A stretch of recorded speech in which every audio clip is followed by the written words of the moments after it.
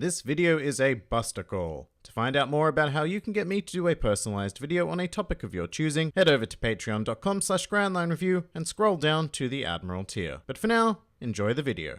Hello and welcome to the Grand Line Review, your source for everything One Piece. Today we are going to be investigating the realm of intrigue that exists within the One Piece world by focusing on some of the more curious questions that we've developed over the course of the series. Now, One Piece is certainly no stranger to lingering meta-mysteries. In fact, it's a key part of the addicting formula of the story, generally deliberately leaving us with more questions than answers. So we are going to take a look at some of the greatest questions of all. The criteria for this list is relatively simple. The mystery in question must not have an official explanation. I don't care what fan theories are out there or how much sense they make, which isn't generally often, but the most important thing is that we do not conclusively have an answer. Furthermore, a lot of the subject matter appearing here today can be spoken about for hours on end, but I won't be doing that. So if I fail to state literally every fact about a certain mystery, then just chill guys. Sadly, the intention of this video is not to solve said mysteries, but to present them. Also, all the mysteries on this list must be canon, because I'm not sure if there even are non-canon mysteries in One Piece, but if they do exist, I certainly don't care. But with that out of the way, let's begin. Welcome to the top 5 unsolved mysteries in One Piece. Number 5.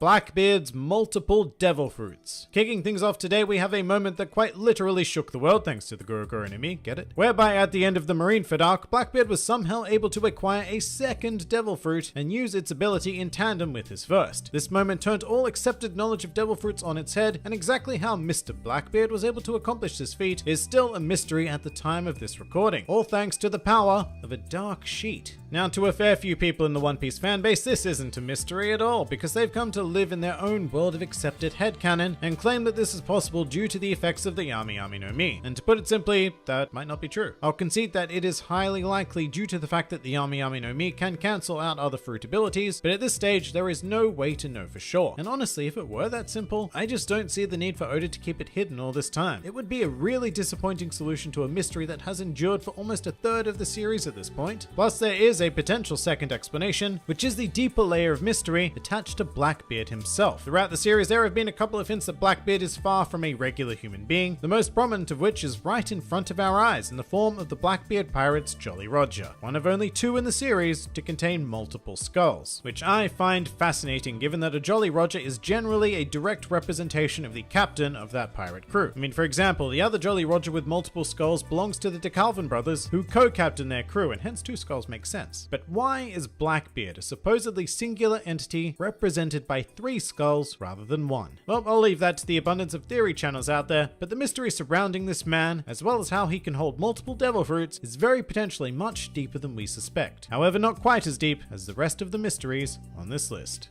Number 4.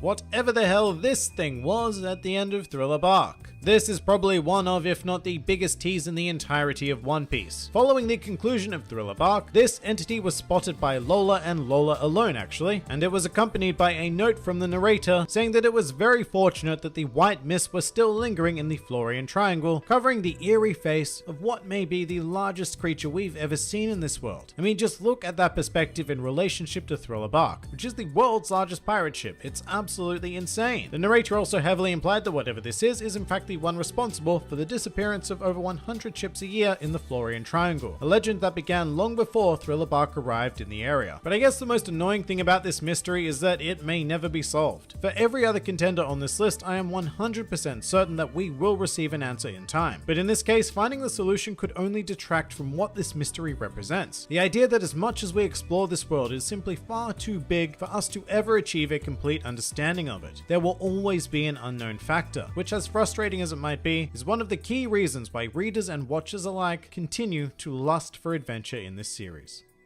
Number 3.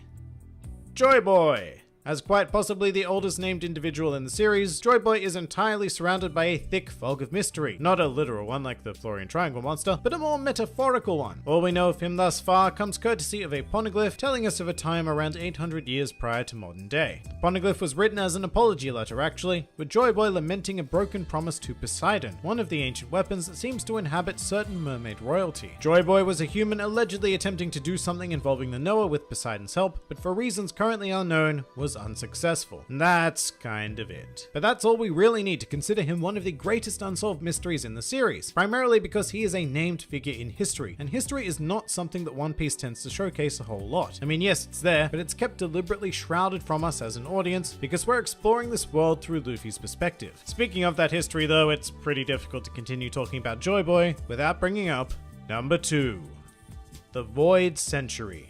As the name implies, this is a space of roughly 100 years which occurred somewhere between 800 to 900 years prior to the current timeline. Very, very conveniently within Joy Boy's era. The problem is that there are almost no historical records of this period. As far as the world is concerned, these years just didn't happen. Although the true history of the world is engraved onto the 9 Rio poneglyphs, but finding them is an extraordinary effort to say the least. With that said, as an audience, we do know tiny bits and pieces, such as the existence of a great kingdom, which was destroyed by the 20 kingdoms that later amalgamated into the world government, signifying the end of the Void Century. With that sort of global dominance, it becomes an entirely reasonable thought that they could have rid the world of any evidence of the past century, but the pressing question is, why? What exactly do the world government and the celestial dragons have to hide? Whatever it is going to completely rock the One Piece world, and yet there is still one particular mystery that trumps it. Number 1. The Will of D. Alright, here we have the question that readers have been pondering ever since the beginning of the series. What does the D in Monkey D. Luffy stand for? And 20 years on, we still don't have much of an idea at all. If anything, the mystery has only intensified over the course of the series, as several other characters have popped up with this seemingly innocuous middle initial, including the former Pirate King Goldie Roger, as well as the subject of the number 5 spot on this list, Blackbeard, aka Marshall D. Teach. With that said, there are most certainly characters within the world who at the very least know about the Will of D, although exactly how much they know is up for debate. At this stage, the individual who has provided the most information would be Don Quixote Rocinante, who revealed that this initial had been secretly inherited throughout history, and that in a certain land, which is probably referring to Marichois, those who bear this initial are considered the enemy of the gods, aka the celestial dragons. However, apart from the initial, the bearers of the D also share a couple of other common traits. Firstly, they are all highly subject to the machinations of fate. For better or worse, the actions of these characters seem almost out of their own control. However, in the worst case scenario, another curious trait pops up, whereby all of those subject to the will of D die with a smile on their face. Very intriguing indeed, and certainly one of the most enduring unsolved mysteries in the series. And that pretty much does it for the top 5 unsolved mysteries in One Piece. If you enjoyed this video, then feel free to like, favorite, or subscribe. And if you are in any way keen on supporting this independent channel, then please do check out my Patreon, Discord server, or Twitter, the links to which are in the handy description below. And finally, please do comment with your own favorite unsolved mysteries in the series. This has been the Grand Line Review, and I'll see you next time.